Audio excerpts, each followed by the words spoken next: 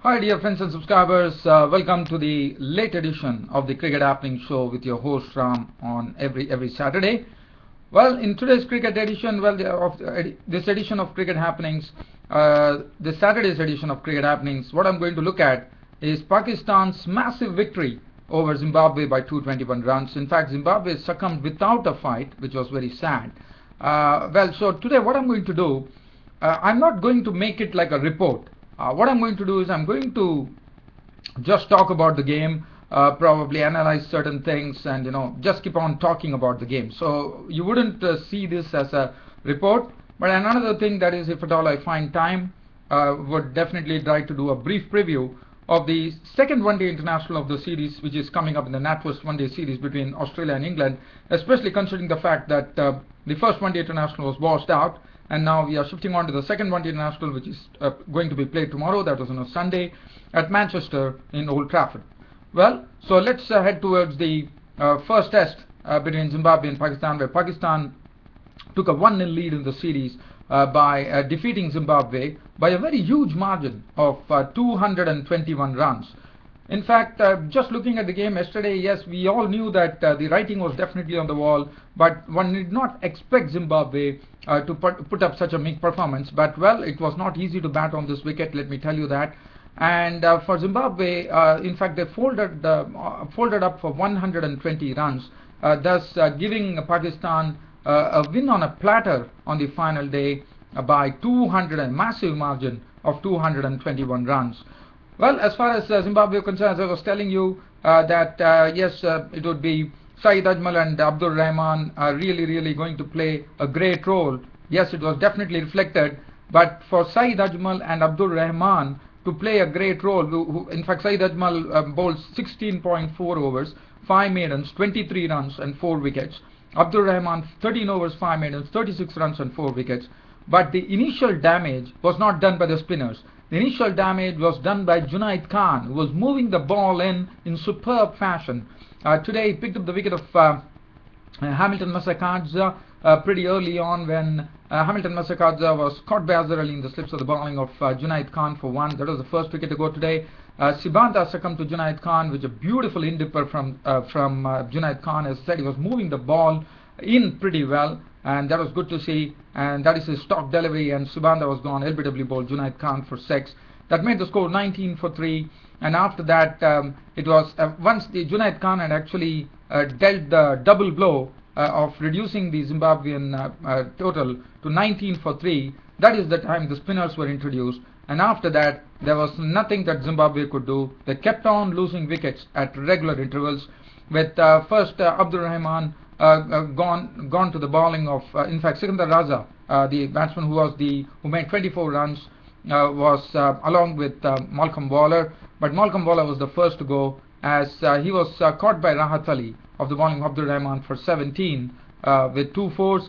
Elton Chugumbra joined Sikandar Raza, and well, by that time Sikandar Raza, he showed a good defense against the spin, but he could do only just because after that Sikandar Raza himself succumbed for 24 to the bowling of Abdur Rahman. So that was first it was Junaid Khan, then it was the left-arm spinner Abdur Rahman coming in and picking up 3 wickets in a line.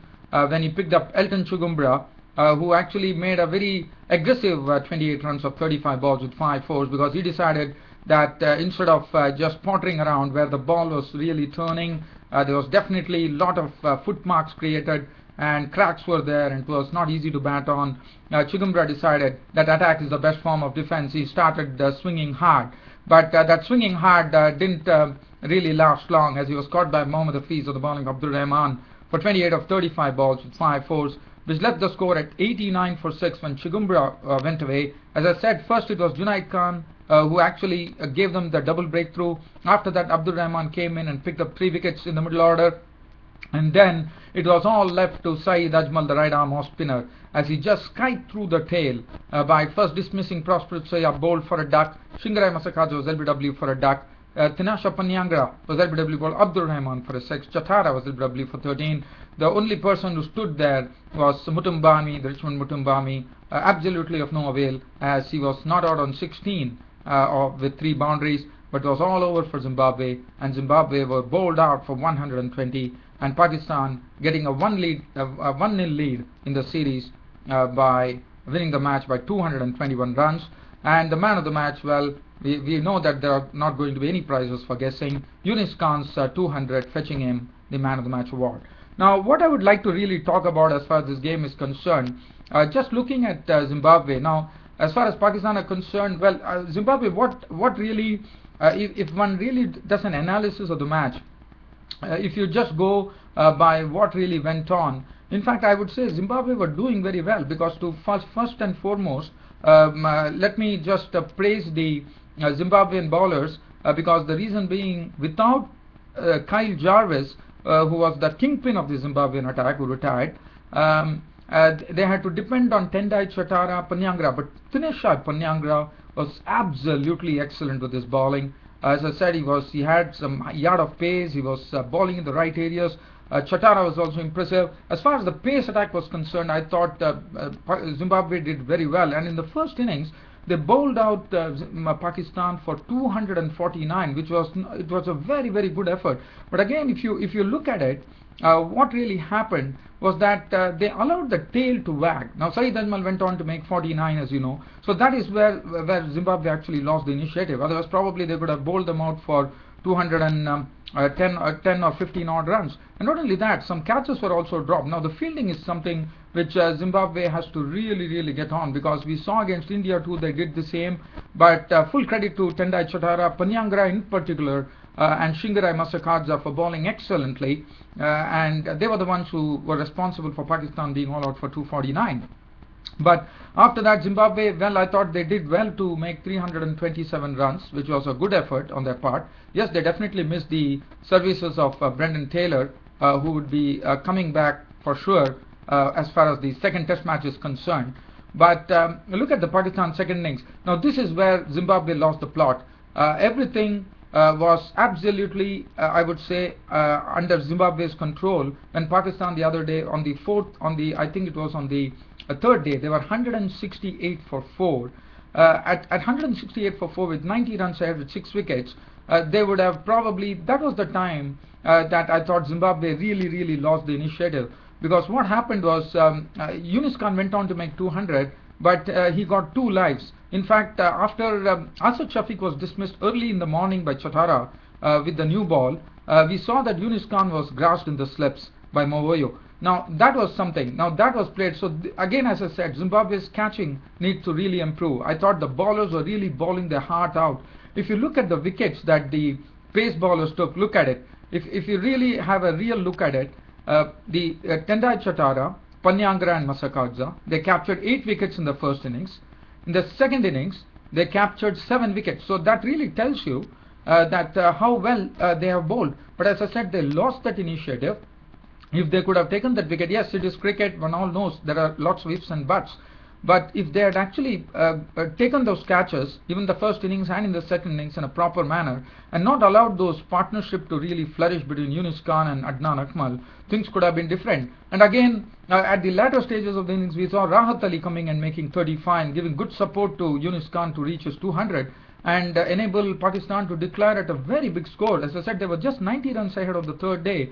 But the score really swelled to massive proportions because of Junaid Khan's 200, and Pakistan made 419 all out. And after that, Zimbabwe really, as I said, it was very difficult to play on this pitch. They were going to bat last, as we knew, but probably, if they have taken the catches and they had restricted Pakistan, I'm not telling that Zimbabwe could have won the match or something, but the match would have been much closer than what it seemed out to be. But so one thing that Zimbabwe really need to work on, as far as the bowling is concerned, I am going to give full marks to the Zimbabwean bowlers, especially Thinesha Panyangra is the one who will be leading the pack. I think even though Kyle Jarvis has gone, but after looking at the way Thinesha Panyangra has been bowling, it has been absolutely superb. So as you saw his bowling figures: 30 overs, 14 maidens, 42 runs and 2 wickets. That is, as I said, like a one-day international bowling. Superb bowling from him, and then that too in a test match. It's not so easy. Even Chatara bowled well, 33-7, 99-2 in the second innings, and Shingarai Masakadza probably looking good in patches. Well, and Hamilton Masakadza also bowled, and he was the very luckless bowler when Tino Moayo actually grasped Junaid Khan in the slips, and later on too he was once again grasped. So now that is something that Zimbabwe needs to work on. The batting will definitely be strengthened in the second test, which is going to start it's going to be starting on 10th of September. So definitely Brendan Taylor coming into the team is going to really strengthen the team. There's no doubt about it. And that's one thing. That's one good thing for Zimbabwe. But what has been lacking as far as Zimbabwe is concerned is the catching. The catching we saw against India also. They lost the matches. They dropped a lot of catches. Again against Pakistan they have done. But this is something they really learn from mistakes. And not only that, they really need to learn from mistakes pretty quickly. There's no time now. But unfortunately it's not the case. And so Zimbabwe, I hoped in the second test they could put up a much better performance. They could really get that same performance going, with the bowlers performing, the batting really coming to the fore, and then putting on the pressure on Pakistan. But well, everything can be told, but that is something that Zimbabwe have to do, and only then Zimbabwe can really become a force to reckon with, because their bowling is coming well now. Batting, as I said, with Brendan Taylor, and I'm also seeing that there is some consistency in the Zimbabwe batting. Even though they lost to Pakistan, I thought certain batsmen, there has been barring the second innings, as you see, I thought Zimbabwean batsmen have really performed well. They are really getting there, according to me. And as I said, Brendan Taylor's coming into the team will very nicely strengthen the team. And another word for Hamilton Masakadza, the captain, who was the fill-in captain in place of absent Brendan Taylor.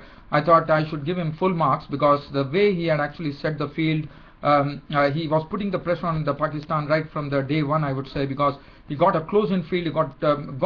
He gave good support to the pace bowlers with 3 slips and a gully operating, putting more pressure on Pakistan, using the pace bowlers in short spells. So these are some good things that we once saw in Hamilton Masakadza, and he also looked to be having, and he also bowled well, and he looks to be, for me, after looking at how Hamilton Masakadza led the team, he looks to me as absolute captaincy material after Brendan Taylor, in my opinion. Well, so that is as far as this comes. But one thing I would like to tell, because I'd just like to dwell on this. One thing that I would like to tell you is that there's been a lot of talk going on that Zimbabwe has not been playing a lot of test cricket. Well, I would definitely agree with it, because this is something which has been echoed by the Zimbabwean coach Andy Waller, and also the Zimbabwean captain Brendan Taylor. They need to play a lot of test matches. Now, test matches are as you know, Zimbabwe are having a lot of financial problems. They have a financial crunch. The players were not going to play. They had to be paid. A lot of other things were happening. Now, these are some things which they need to iron out. And Zimbabwe need to play a lot of test cricket. That is very important, because unless and until you get more exposure, it can't be. Now, one thing, the reason that I'm talking about that is that if you look at the match, we saw that in the second inning, the Zimbabwean fielding was wilting under pressure. The Zimbabwean bowling, the bowlers were getting a bit tired. Now, it's understandable that in cricket it can happen, but what is needed, if you get more exposure to playing test matches. Now, one-day international 2020s are something that Zimbabweans are already playing, but they need to play more and more test matches to get absolute exposure, and then come in and play with the big wigs like India, Pakistan, and other countries. Now, for Zimbabwe, what has to happen? Now, probably one can understand if there is a financial crunch, they can't entertain big countries. One can still understand that.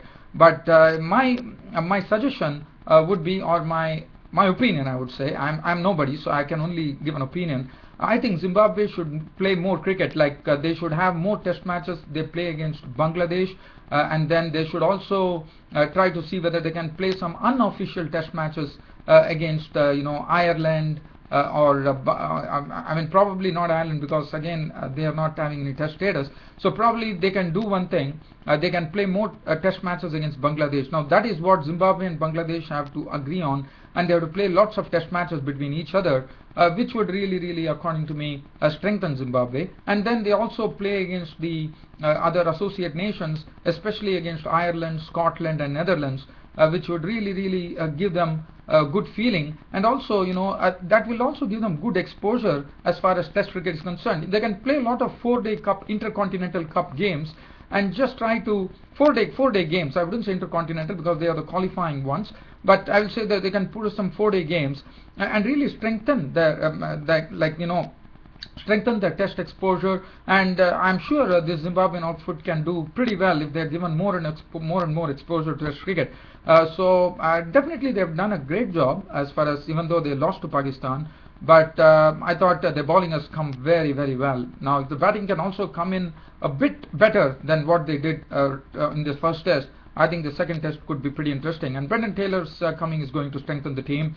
But yes, Zimbabwe, that is something that it needs to be looked on, that Zimbabwean cricket, Zimbabwe has to get more and more exposure to Test cricket to really put a stamp on that, in the sense that if they have to really be noticed, it has to be more and more. I think the only problem with Zimbabwe has been that they have been getting less and less test exposures, and I strongly agree with them that they need to get more and more exposure to Test cricket to show their real talent, and also get themselves get themselves used to Test cricket more, so that they can, when the big teams come, they can put up a very good performance against those teams.